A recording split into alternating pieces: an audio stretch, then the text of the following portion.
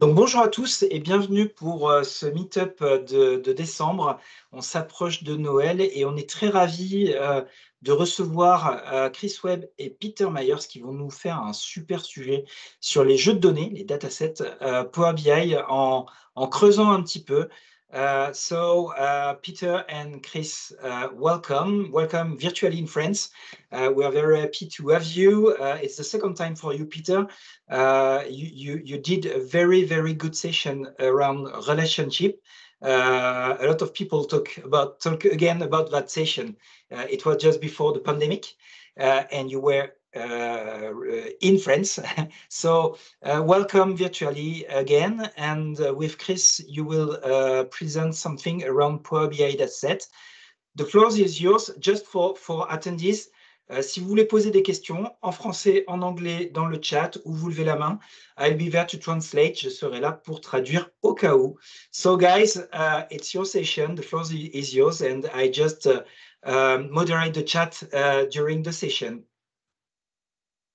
Okay, well, thank you very much for the introduction, and we'll begin with, let's just clarify, a 60-minute presentation this evening, or this morning, today? Yes. Exactly. Okay, we can certainly do this in 60 minutes. Chris and I have had a lot of practice. So thanks. Welcome everybody to this session, very close to my heart and to Chris's, Demystifying Power BI Datasets. So essentially, we understood that there is a lot of confusion out there about what a dataset really is. There are so many terms that define datasets and how they can be used.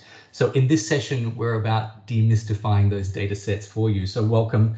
My name is Peter Myers, and I am an MVP of 15 years. And I work closely with Microsoft in producing guidance documentation to help you with best practices around Power BI. And my name is Chris Webb. I work at Microsoft on the Power BI customer advisory team. And I'm based in the UK. I was an MVP for some time, but now I've joined the mothership. So we began with a brief survey, and so let's just take a look. Okay, we have 5 people. What matters to us most is that we're targeting the role of business analysts, data architects, and BI developers. So welcome. And I think we asked you a question about what was your important topic. And so, well, it's pretty much even here. We will most certainly begin the presentation with the fundamentals, and we will certainly talk about the frameworks and optimization because there is so much detail and important detail to cover. So thanks for participating in the survey. We have this very rich agenda, and we will attempt to cover in 60 minutes the majority of dataset topics. So by the way, a quick explanation as to why this presentation exists. There is too much confusion, Chris and I have discovered, around datasets. And even when we developed this presentation, Chris and I had many meetings, discussions, and very healthy debates about what the correct definitions of the terms were. So this is the outcome of our hard work, is to share this with you. So let's begin with the fundamentals.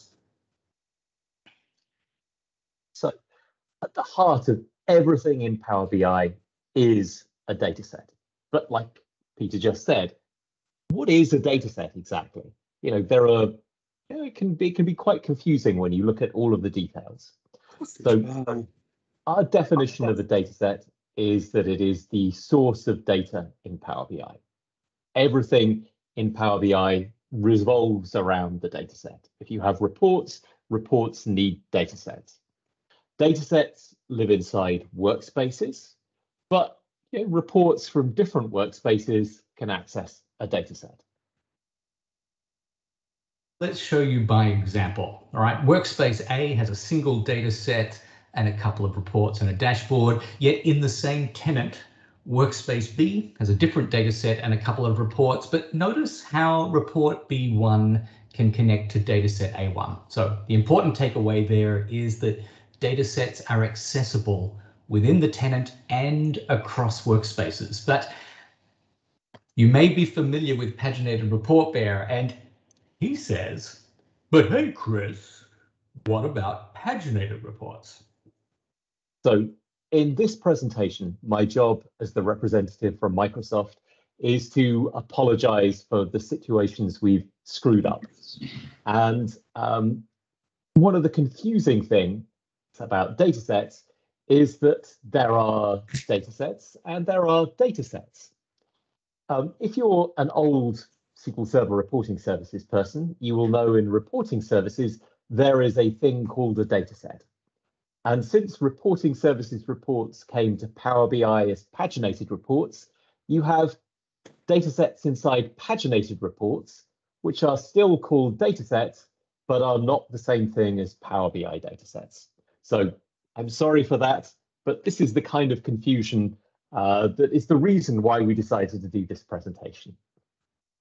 Right, so we're not going to focus on paginated reports, but just to be very clear, the dataset is a first-class object in a paginated report, and its job is to query your data source. Okay, to make things just a little more interesting is that a data source in a paginated report can be a Power BI dataset, but we're going to leave that for another presentation on another time. Let's then introduce the next term that we think is very important to understand, and that is the Datasets Hub. It's a reasonably recent addition to the Power BI service, allowing you to easily discover datasets within the tenant. So the important thing about the Datasets Hub is about discoverability, but also if you don't have permission to the dataset that you want, this is the place where you can request access to the datasets as well. Now, a dataset is a real thing. You can go to the Power BI service, you can look in the portal, and you can see a dataset there. Another term that you will hear people talk about is a data model or a model. Now, what's the difference between a dataset and a data model?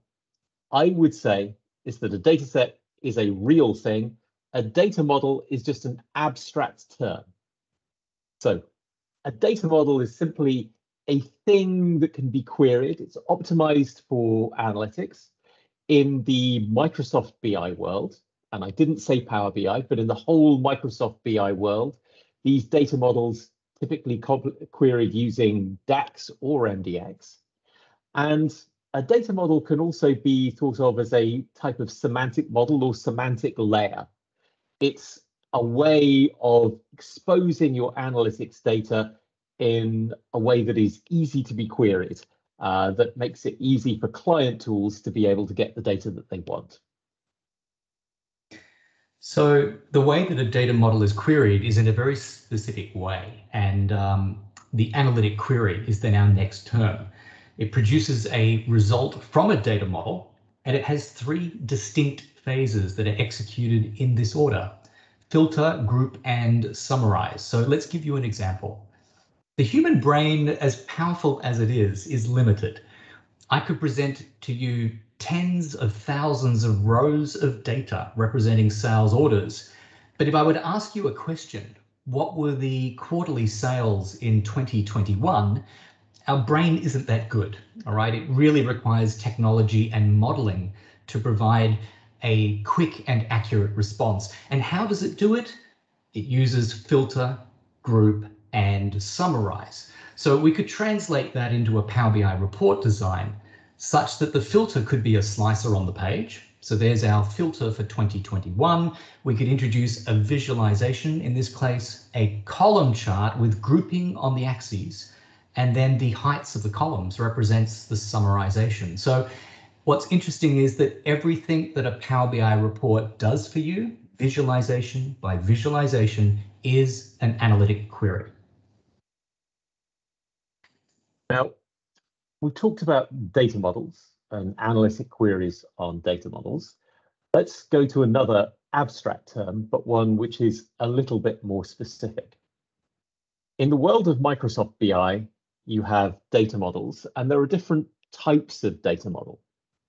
Perhaps the most important is the tabular model. So a lot of Microsoft BI tools like Power BI, like Azure Analysis Services, like SQL Server Analysis Services, Tabular, they expose a type of data model called a tabular model. And in that type of data model, what you see is your data arranged into tables with relationships. Those tables contain columns, they contain hierarchies which have levels, and they have calculations.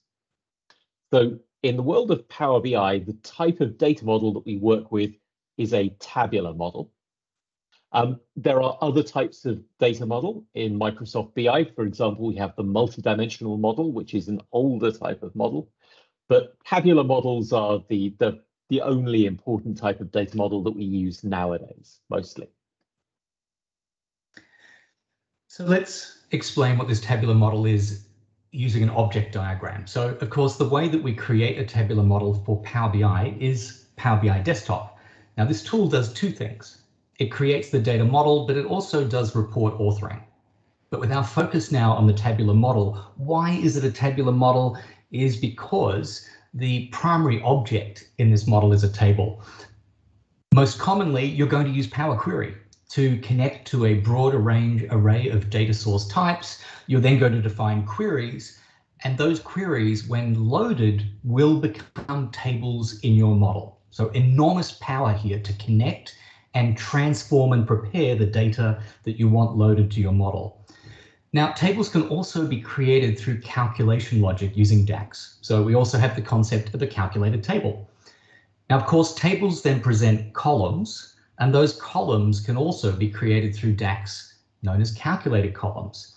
And where your model comprises more than one table, most commonly, you will have relationships that define the way that filters, when applied to tables, may propagate to other tables in the model. Remember the analytic query, filter, group by, summarize. So this filtering needs to propagate to other tables. More on that soon. For usability, we have hierarchies that have levels. Those levels are simply a sequence of columns to support navigation, like from country to state to city. And then to the point of summarization. DAX can also be used as an expression language to define how to summarize the model data. And these measures belong to tables in the model. All right, so there's the basic building blocks that you need to be aware of when working with Power BI Desktop and creating models. Now, when we're working with tabular models in Microsoft BI, there is a particular way of taking the data and modeling it called a dimensional model. There are other ways of modeling data for analytics, but in the world of Microsoft BI and tabular models, dimensional modeling is the most important way of modeling data. And in a dimensional model, what we typically create are things called star schemas. A star schema is a way of taking your data and putting it into tables of different types. There are facts tables that contain activities, that contain data to be aggregated.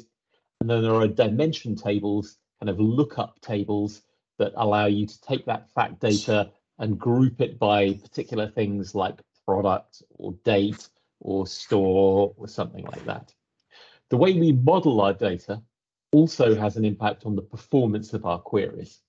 So data modeling using dimensional modeling techniques, using star schemas, is very important for success in Power BI. This is not a Microsoft-only thing.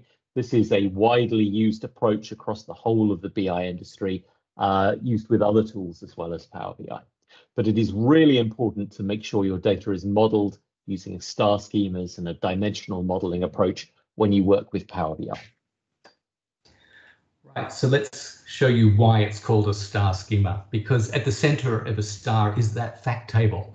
And what forms the points of the star are your dimensions. These are the things, the business entities that you're modeling. Now, remember the analytic query of filter, group, and summarize. How does this fit in? Well, those dimension tables are for filtering and grouping, and your measures will be over your fact tables. Now, there's so much we could say about star schema. It is such an important concept, not just for enterprise data warehouse developers, but just to the business analyst that wants to produce a useful optimal data model in Power BI Desktop. So while we don't have time in this presentation to go into much more detail, we strongly recommend that you're going to become familiar with terms like dimension table, fact table, granularity of your data, dimensionality, surrogate key, and measure. And while I'm here, then it suggests that we want you to know about where there's some great content for this. So one of the first articles that I wrote when I was engaged by Microsoft to produce guidance documentation, and I'm copying the link into the chat window, is understand star schema and the importance for Power BI. So for further review, please read through this article, understand the basics, and we promise that you're going to be a much more productive tabular data model into the future. All right, so moving on to our next term, I'll take this one, the field, because this is such a misunderstood concept. There is no such concept in the tabular model of a field, but from a report authoring perspective, the field is a resource that you can use to configure a visual. So what you'll find is that in the fields pane, your columns within tables, levels of your hierarchies, and measures are all collectively known as fields. And by the way, when you drag and drop them to configure a visual, what you're really doing is configuring an analytic query. You're telling the visual how to group and summarize and then visualize that data. Now, moving away a little bit from the topics that we've been talking about, it's also worth talking about data flows. As Peter said at the beginning of this presentation, one of the reasons why we decided to build this presentation was just to deal with some of the terms that people find very confusing in Power BI. And one of the most common questions that I get is, what's the difference between a data flow and a data set? Now, as I said, a data set is one of the most important things in Power BI. If you have a report, it always has to get its data from a data set. And people say, well, Chris, can't I build a report directly on a data flow? The answer is no. A data flow is it's a quite important object inside Power BI, but it's not something you need to use. And you can never build a report directly on a data flow. A data flow instead is really just another data source for a data set. It's a way of staging some data inside Power BI, doing some transformations, and making available the transformed, cleaned data to a large number of people for them to build their data sets on top of. So you can't query a data set directly at the moment, although very soon you will be able to query a data set directly from Excel. We'll have to update the slides, but really from a Power BI point of view. Did you mean a data flow? Oh, sorry, a data flow, yes. Sorry, I meant a data flow. You'll be able to query a data flow directly from Excel. But at the moment, a data flow can only be consumed by a Power BI data set. It's just another data source. All right, so to be super clear about this, in this example here, we're in the Power BI service. What you can see is that there is some workspace that has a data flow in a report. And as Chris has just described, there is a misconception that it's possible that the report queries the data flow, but this is incorrect. Today, what it means is that you're going to need to open Power BI Desktop and do some data modeling. The data flow and potentially other sources of data can be used to create your beautiful star schema, whereupon when you publish this to the Power BI service, it results in a data set. Now, what you'll likely find is that the data set will use scheduled refresh to keep the data flow data current in the model, and then the report will send analytic queries to the data set. Well, that concludes the fundamentals, and it's important that we define those terms because we're going to build into increasingly more complex terms related to data sets. So we'll now move to a group of terms that we decided belong to hosting. So Chris, internal hosted models. So we've talked about data models. We know that data models are usually tabular models. They're always tabular models inside Power BI. Let's talk about where these data models can live. Some types of data model live inside Power BI, some live outside. Let's start talking about internal hosted models. So these are data models that live inside the Power BI service. So, and it would be fair to say that internal hosted models are always developed in Power BI Desktop. Is that a fair statement, Chris? well, you could develop them in Tabular Editor if you wanted without using Power BI Desktop. Sure. Okay, yes, you could. Okay, but commonly, I think that's probably the way to say it. Commonly, they're created and published from Power BI Desktop. So let's consider a Power BI dataset that's in a workspace. And if it's an internal hosted model, you can think that the model is just sitting there inside the Power BI capacity. So it's a fairly straightforward and very common scenario. Yet models can also be hosted externally. And there are two primary options: Azure Analysis Services and the oldie yet a goodie, and Chris and I have had careers that have spanned over 20 years with this product, SQL Server Analysis Services, offering not just tabular modeling, but multidimensional, also known as cubes. So if you have investments in these analytic models, well, Power BI can work with them.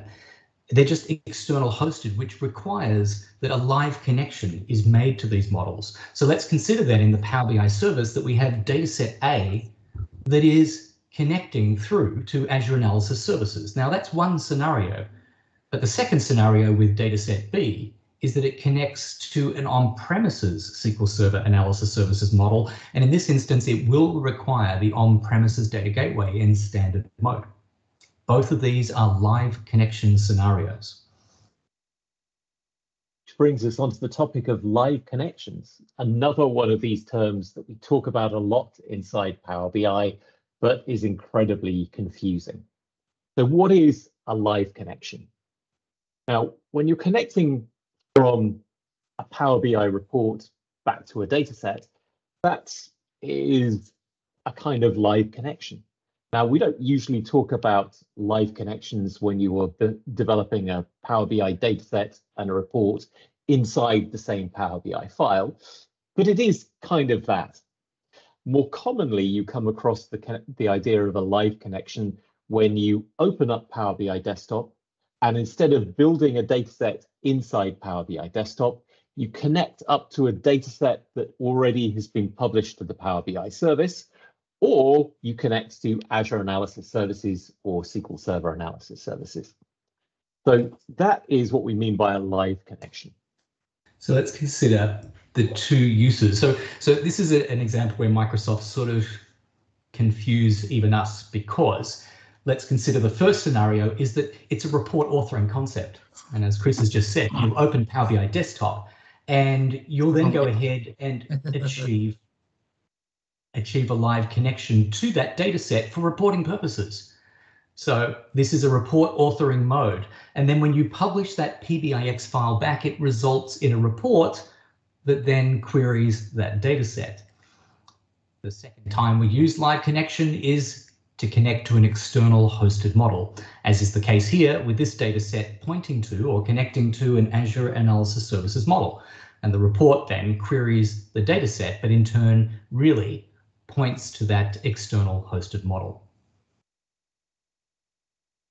So that's the concept of hosting. Either models are internal hosted or external hosted. Now we get to talk about the actual structure of the models themselves.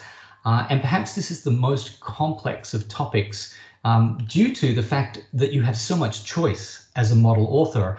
And this has been a space that has evolved over what I'm going to say maybe 10 years. What you're seeing today is the evolution of the options that you have as a report author. So let's begin the discussion that in your model comprising tables, that there's a property known as the table storage mode.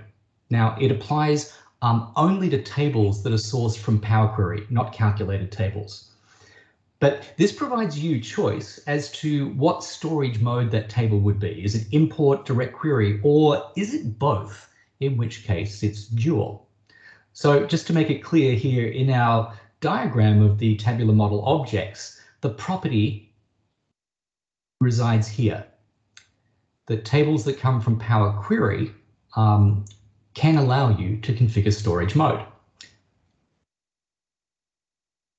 All right, so we're going to talk about the different options you have. Import literally means that the table loads the data. DirectQuery says the data stays in the data source, yet when the model is queried, the queries will be passed to the data source. And Dual says, hey, it could do one or the other depending on circumstances.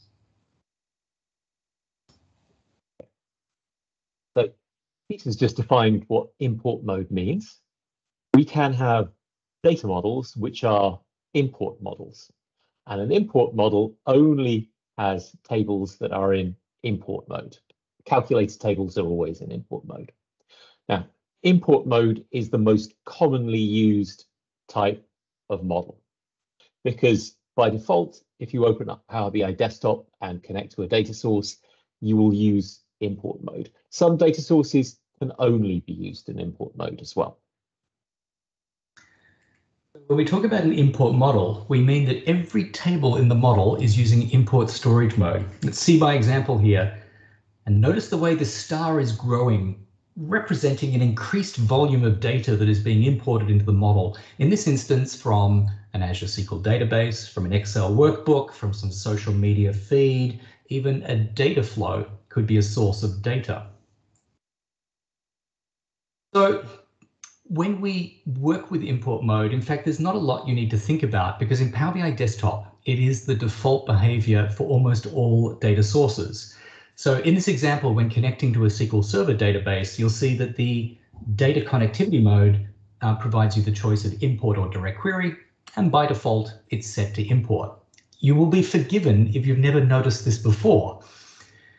But let's discuss what benefits there are for working in import mode. So there are lots of good things about import mode. It works with every single data source that Power BI supports. It allows you to use the full functionality of Power BI. You can use everything in the Power Query editor. You can do everything in DAX. You can create calculated tables. Most importantly, it will always give you the best query performance, which means that your reports will run as fast as they possibly can. So for that reason, I always recommend that import mode should be the choice you make wherever possible. But there are some limitations to import mode. Wherever there are benefits, there's always some cost. And the fact that you're importing data into the model says that there is a storage component, and there are restrictions to the size that a model can grow. So generally, in a non-premium workspace, think about 1 GB as the maximum size, which, by the way, is a massive amount of data nonetheless. Especially considering that when data is imported into the model, it goes through optimization, compression and optimization. So on average, there's like a 10x compression that takes place. So you could almost think that the maximum model size in a non-premium workspace could be 10 GB of raw data. But the other issue beyond size is that the import represents a snapshot in time when the refresh last succeeded. And what that means is that the more up-to-date you want the data, the more frequent you need to refresh the data. So you need to give consideration to how the data will refresh, preferably on a scheduled basis that happens automatically. And be aware that when a refresh happens, by default, it must remove data from all tables and then reload the tables again. And this can be very expensive for large models, large fact tables, that require then long duration refreshes to reload all of the data. Now, there is an optimization we'll talk about shortly called incremental refresh. But for this reason, and what I'm going to do is copy into your chat window another important link, and maybe this was the second article that I wrote for Microsoft, and it talks about the all importance of data reduction techniques for import modeling. So in fact, why don't we just have a look at this in the French version? And I've either don't have my glasses on, so I've typed it incorrectly because I'm not looking at my keyboard. FR. There we go. Do not ask me to pronounce this, but this is an all-important article because it says using the most common storage mode being import, you always want to be conscious of how you're going to reduce the data that you're importing. And I can see here in French that there are 8 different things that we'd like you to consider. Again, well outside the scope of what we have time to talk about today. But what I do say to you is that you might say, why is it important to reduce the data size? Because today the data is a small size. But in 10 years' time, your model is accumulating all of this history and it might become a problem later on. So we'd suggest from the outset, from the very beginning, always be conscious of reducing the amount of data that you load into your model. Awesome. Chris.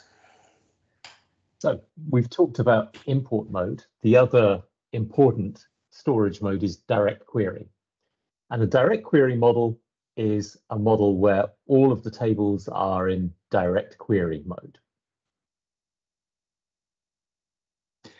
So what it means is that the model would look something like this now. We're using blue to indicate a DirectQuery storage mode.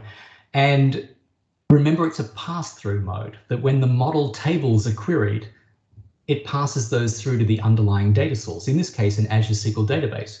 So what's beautiful about this is that as you open a Power BI report and you interact by filtering and cross-filtering the page, it sends queries directly down to the data source to fetch the latest data. So in Power BI Desktop, when you're connecting to a data source that supports DirectQuery mode, you must intentionally select the data connectivity mode for DirectQuery. Massive benefits, Chris. Yeah, absolutely. So as Peter said earlier, in import mode, there is a limit on how much data you can import to Power BI. There is no limit inside Power BI for DirectQuery mode. The limit depends on the data source you're using, because you're not copying the data to Power BI. So you don't need to do data refresh. There is no problem with latency. You're always getting the latest data from your data source. And that means that you can get near real-time results. And also, as we'll see a bit later, there is the option to kind of personalize and extend a DirectQuery dataset as well. So these are all really powerful, amazing things. Why would I not just use DirectQuery all the time, Peter? Well, I do if I can, to be honest. I'm a big fan of DirectQuery. And so the way I like to summarize what Chris just said then is volume and velocity is what you're thinking of where DirectQuery shines. But as Chris is saying, there are huge limitations when working in DirectQuery. For example, not every data source supports DirectQuery connectivity mode. In general, they're going to be relational database products because they have their own query processor. A file-sourced data, like an Excel workbook, doesn't have its own query language, so it cannot be used in a DirectQuery storage mode. Now, the other thing is that your Power Query queries defined using M can't be overly complex because they must translate directly to something that can be queried by the underlying data source. Generally speaking, DirectQuery can produce slow results. And in fact, the more visuals you have on a page, the more analytic queries, the more burden placed on the underlying database. And especially when your source database has additional workloads, like if it's an operational system that's managing insert transactions, all of a sudden it's being required to handle analytic queries with filter group and summarization. So be very, very careful. My suggestion is if you choose to work with DirectQuery, you should work very closely and with the support of the database administrator. And then they can ensure that there are sufficient resources and perhaps appropriate indexes to support the efficient DirectQuery operations. All right, now, when we introduce DirectQuery, we have to also talk about source groups. So this is a topic that you may already be familiar with, and it used to be known as data islands. Microsoft in recent times have renamed this concept to source group. Now, why does it matter? Is because when you have an import model, there will be an import source group. And for DirectQuery, for each data source that you connect to in DirectQuery mode, there will be a source group for it. This opens up very interesting scenarios. So consider the import model example that I gave you earlier. Now, the fact is that some tables could also be direct query. So we can import into the import source group, and the model can also have a source group for direct query tables. There's our import source group, there's the direct query source group, and this leads us to a new term. So composite models are again a very complicated, difficult to define term. But a composite model is simply a model with more than one source group in it. So let's provide you an example of why this might be helpful. So here you can see a model diagram comprising 5 tables. And visually what you'll see is that 2 tables do not have a blue bar across the top. And that indicates that they're import tables. The blue bar indicates that they're direct query, and the color blue indicates they belong to the one connection. So it is possible you could have multiple direct query connections in the one model.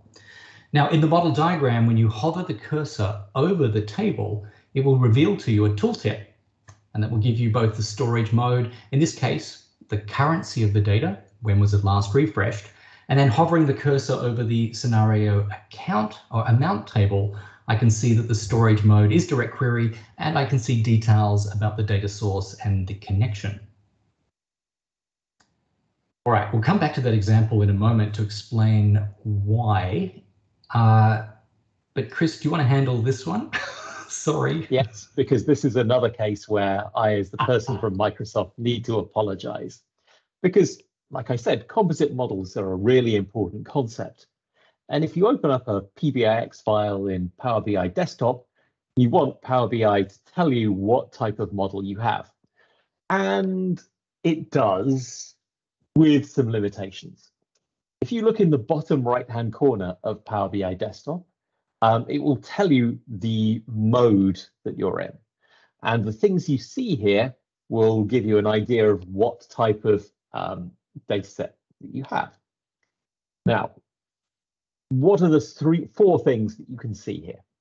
If your Power BI Desktop message tells you that you have a live connection, well, who knows what type of storage mode your dataset or your analysis services database is using. It could be any, but it could also have one source group or more. All you know is that there is no dataset in your Power BI Desktop file.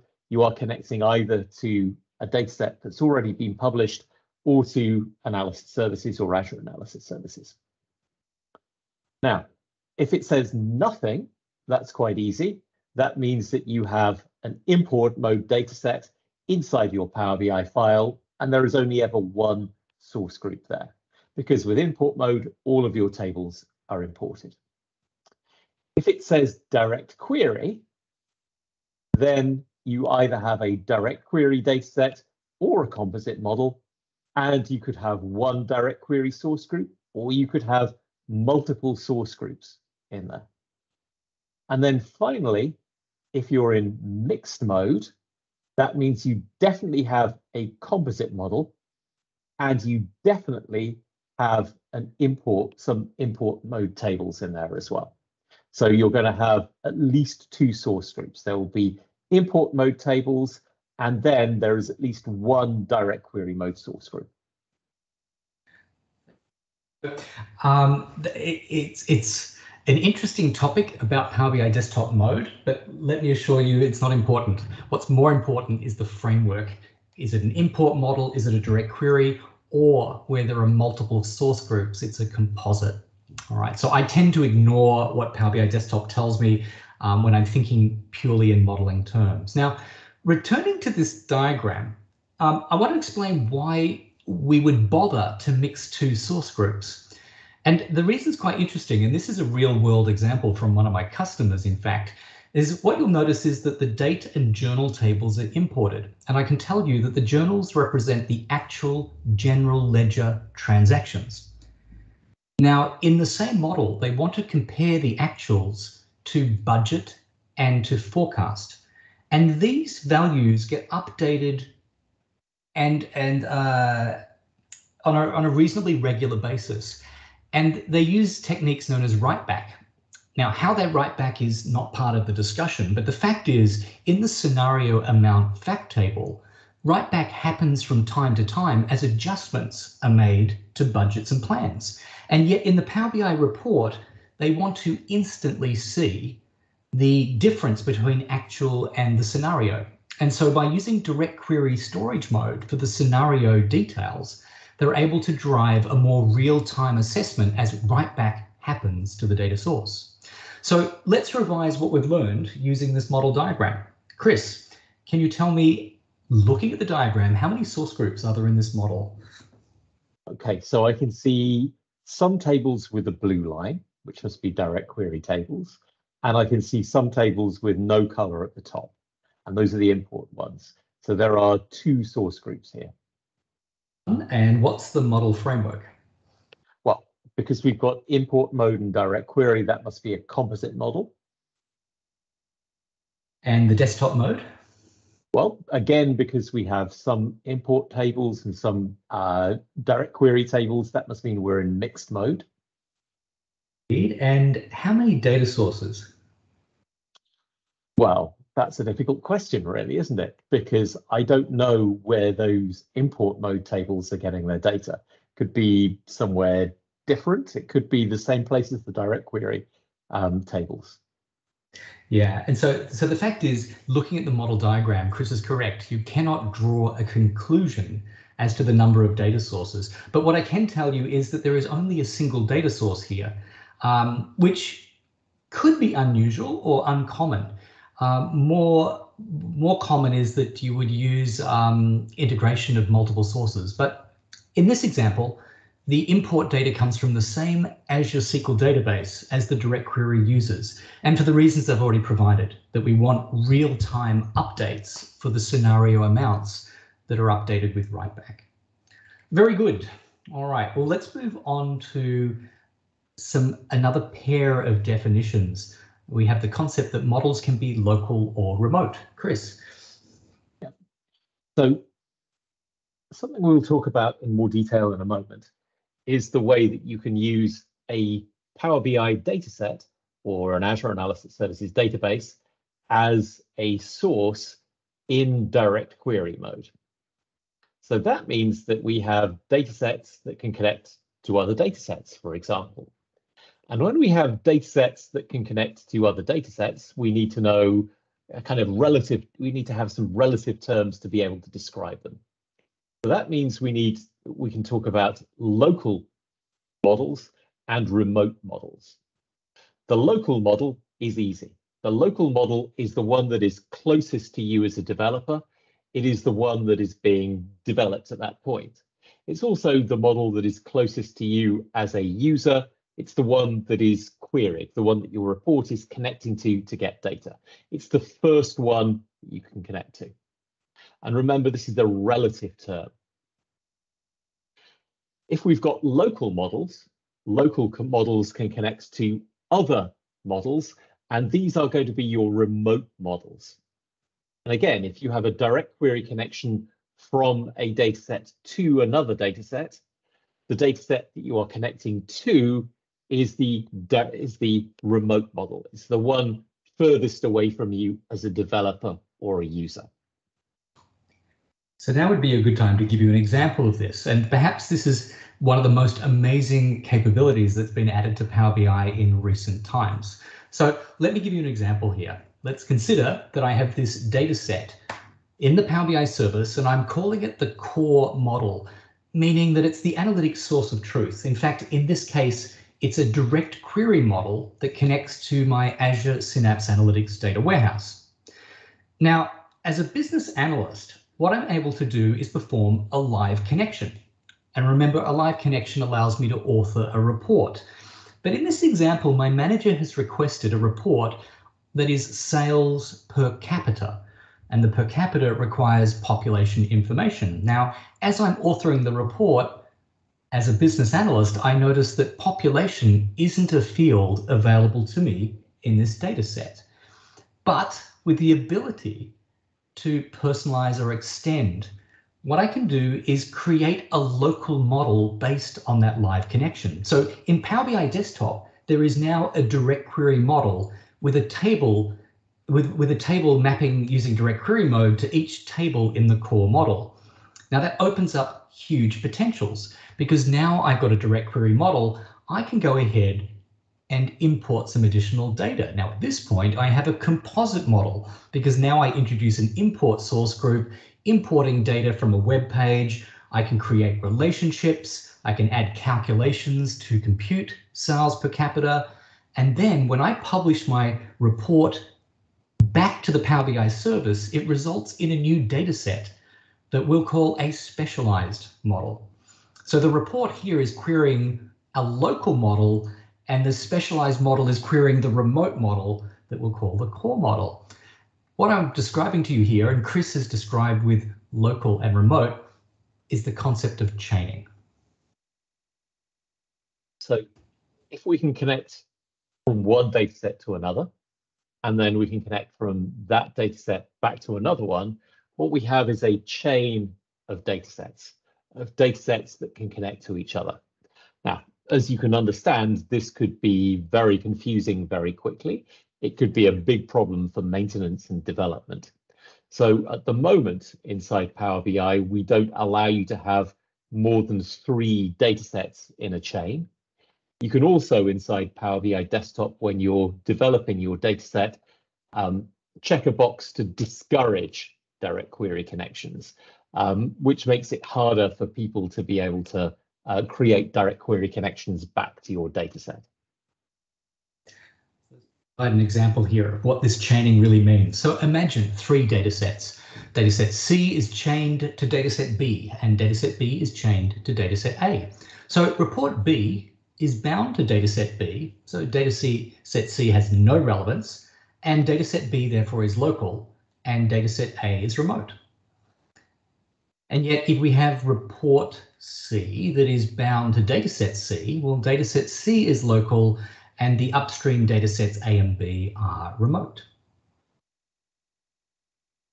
All right, so just more on that. If you don't want, or you want to discourage direct query connections and chaining, you'll find that there's a new section here in the options. In the English version of Power BI Desktop, it's here, publish dataset settings, and this last checkbox will allow you to discourage those direct query connections.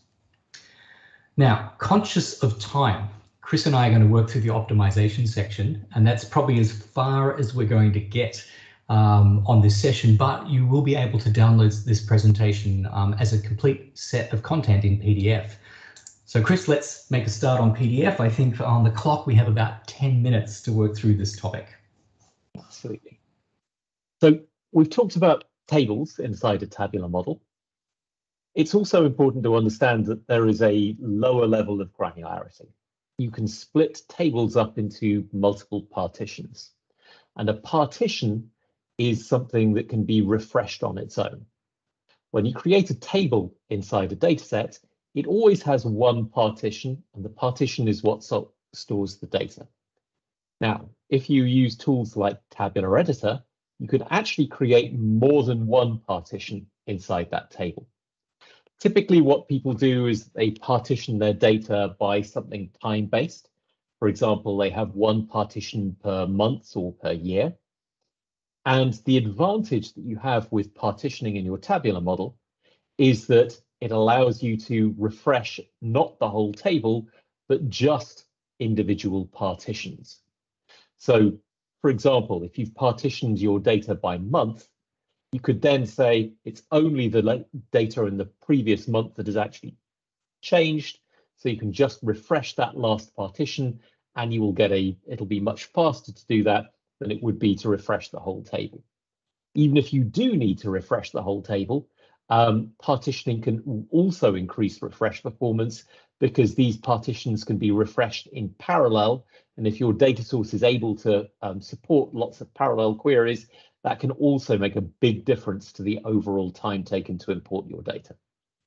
Okay, so applicable only to import or dual storage mode that we'll introduce in a moment. But what you'll find then is that the partitions belong to your tables. Remember, import or dual storage mode only. They don't apply to calculated tables. So let's just show you an example that if you connected to your data set using a tool like SQL Server Management Studio, and this is possible with Premium, that you can use the XMLA read-write endpoint, what you can do then is open up the partitions window for a table, and that will allow you to review, manage, even create and edit or delete the partition. So we can see here that there's a partition for Internet Sales 2021 and that there are 2,216 rows imported. What's interesting is if you look at the M query that partition uses and you closely inspect, you'll see that there's a filter here that is ensuring that into that partition only orders that have a date in the year 2021 will be loaded. Now, it should go without saying, but you must be very careful with these filters because you could end up duplicating data if you have overlapping time ranges. Now, it leads us to a very interesting and new capability that, Chris, is it in private preview at the moment? Yes, I have to say it's coming very soon. It's coming very soon. I mean, announcements are being made about this. So it was first introduced in April at the MBAS conference. But let's be very clear, what it means is that we described earlier that table storage mode was the way that you determine whether it's import, direct query, or dual. Imagine now that that storage mode property could be assigned at partition level, enabling that a table could have a mix of import and direct query. Perhaps one example could be that all of your archived older data is sitting in import mode that doesn't require any further refresh because there are no changes to that history. Yet, to ensure that you have the most recent up-to-date data, your most recent time period is in direct query storage mode. So stay tuned for this exciting development that we have storage mode at partition level. So something we've seen on lots of slides so far is dual storage mode. Dual storage mode is easy to understand. A table that is in dual mode can be in both import mode and direct query mode.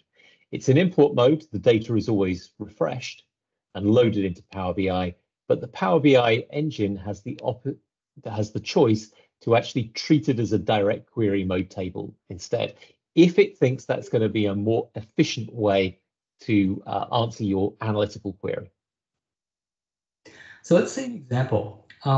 Here is the same model that I introduced earlier, but you'll notice something different.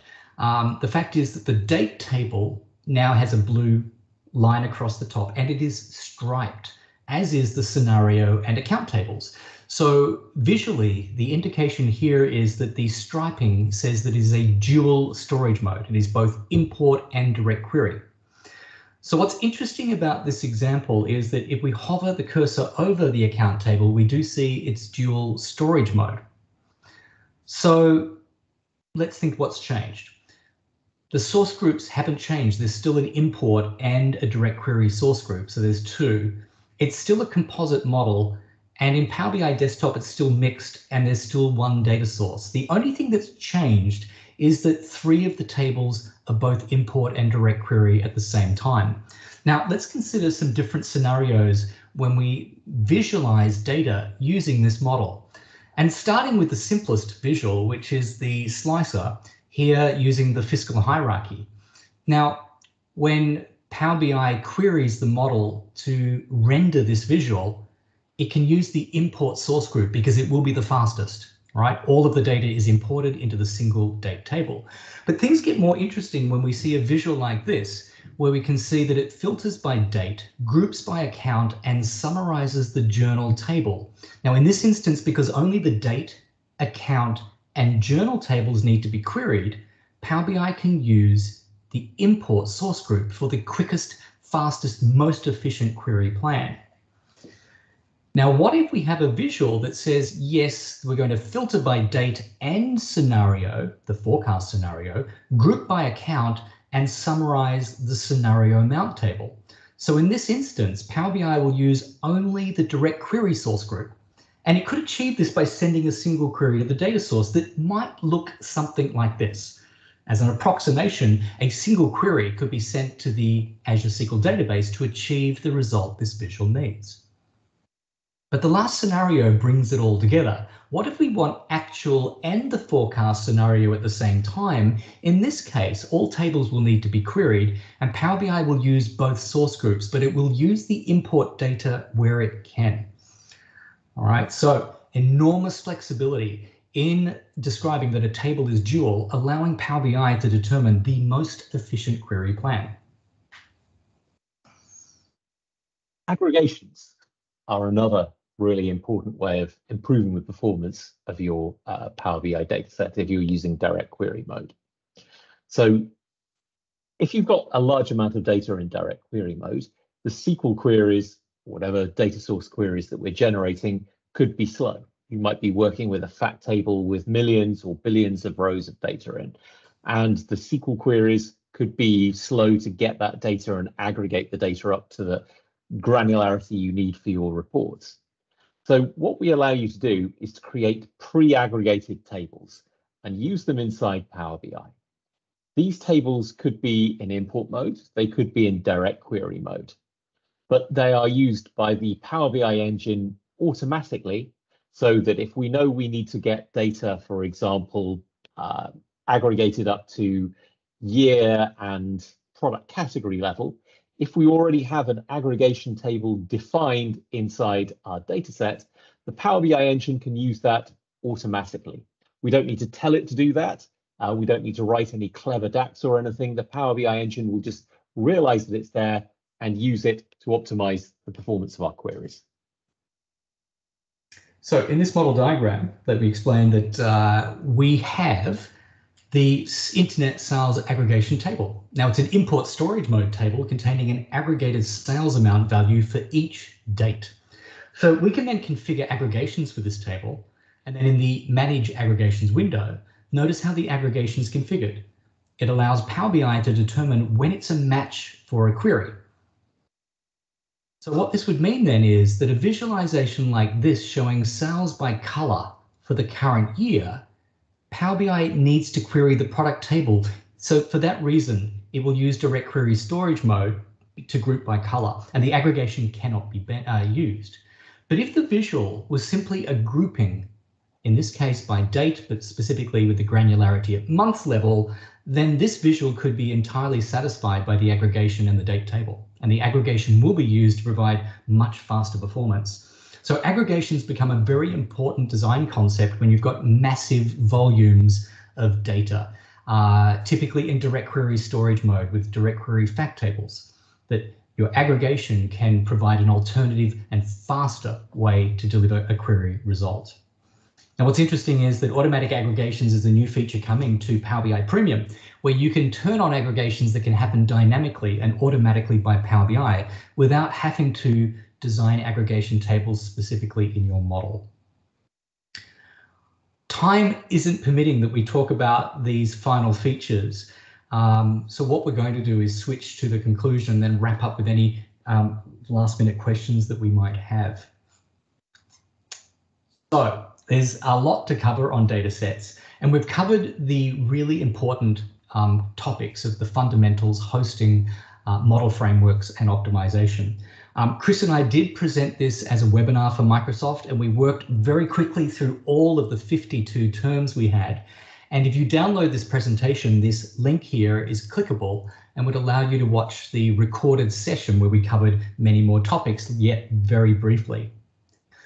Beyond that, if you're looking for more details, do check out the comprehensive articles that are available at Power BI documentation, specifically the guidance documentation as well. So I know we had a look at one of those articles, but if we were to come to the guidance area, you'll find there's an enormous wealth of information here, specifically about data sets.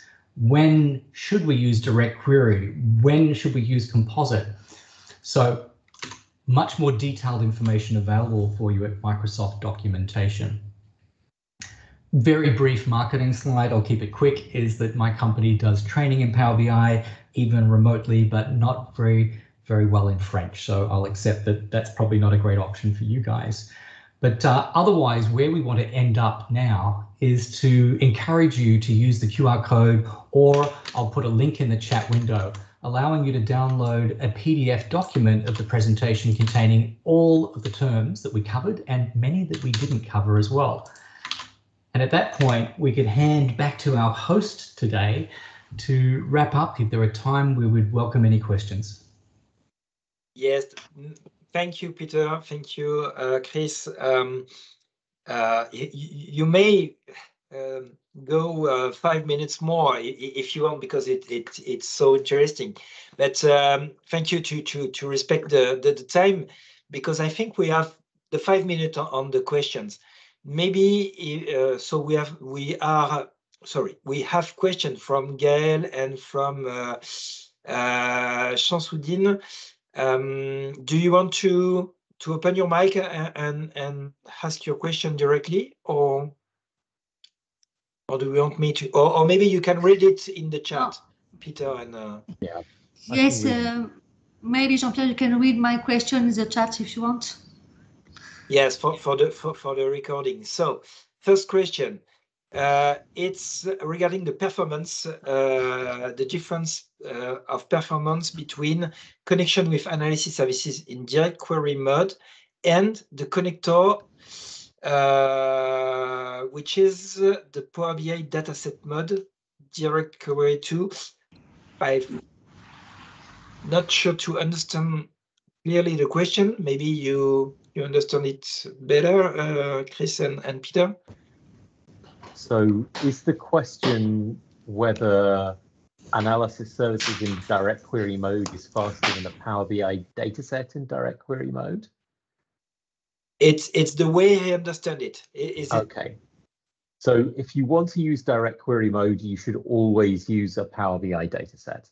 There are some features in Power BI which are not available in analysis services, which will make DirectQuery in Power BI faster and easier to tune. For example, aggregations are not available in analysis services. They're only available in Power BI datasets. Okay, thank you. Second question from Gaël too. Does exist a classic method to make a copy of an incremental dataset into another workspace? So the idea is to use the partition dataset already loaded and to move it from a workspace to another. So I would always recommend using deployment pipelines. They are a premium only feature, but they are the best way of copying datasets from one data source, from one workspace to another. Okay, and is there some API in the future to perform the same task? I don't know. I don't think we have any public plans to do so, but it's something that may happen, but I just don't know. Good. And the third question from Gaël, and then after another one. It's about the local date table that we cannot delete in Management Studio. And I think we cannot delete manually. Gaël, can you precise your question? Yes, in fact, it's not possible to delete the local date table if in the organization there is a lot of table, okay, because there is a bad practice, and it's not possible to delete this table. And why? It's not possible to delete them. Well, the only way to delete them is to open up the dataset in Power BI desktop and check the box, unfortunately. Okay, thank you. Yes, so I think I've got the article open here in guidance that talks about it. In fact, I turn it off completely. There's a permanent global turn off the date table because it bloats your model basically, and it doesn't give you control over what you need. In Australia, for example, the year begins in July, not January. So it's completely useless to many Australian companies. So my answer would be do not use this feature. With the skill sets you have, you can craft your own date tables that work for you, and you will not have this problem. Good advice. Another question from Chansoudine. So is Partition available for pro users, or is it only for premium users? So this is an interesting question. Incremental refresh uses partitions behind the scenes, but incremental refresh is the only way that you can use partitions in Pro or shared capacity. If you want to manually create partitions, you need to go through the XMLA endpoint, and that is only possible in premium or premium per user. So it is possible to have partitions in Pro or shared.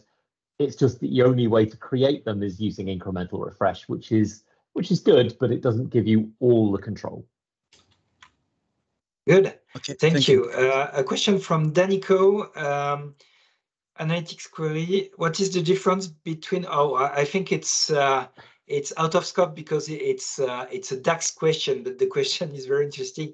The difference between filter and raw context, but maybe it can be an extra. But there's Brahman who raised a hand. So what's your question, Brahman?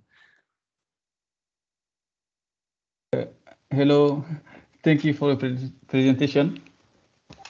So my question is, sometimes when I download a query on Power Query made some change on the data. How to avoid that and to make myself the modification? Okay. Are you talking about Power BI data flows? Because I know data flows can change your M code sometimes. It's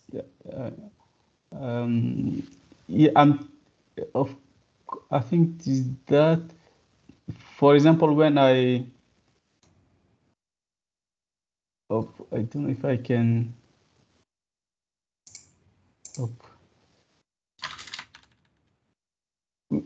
When I download for example, sometimes I have a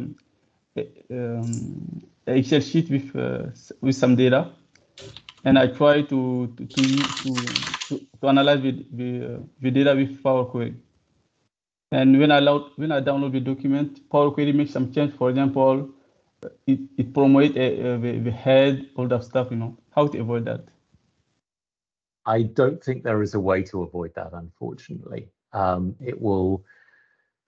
I think there are some cases where it will automatically make changes to your queries.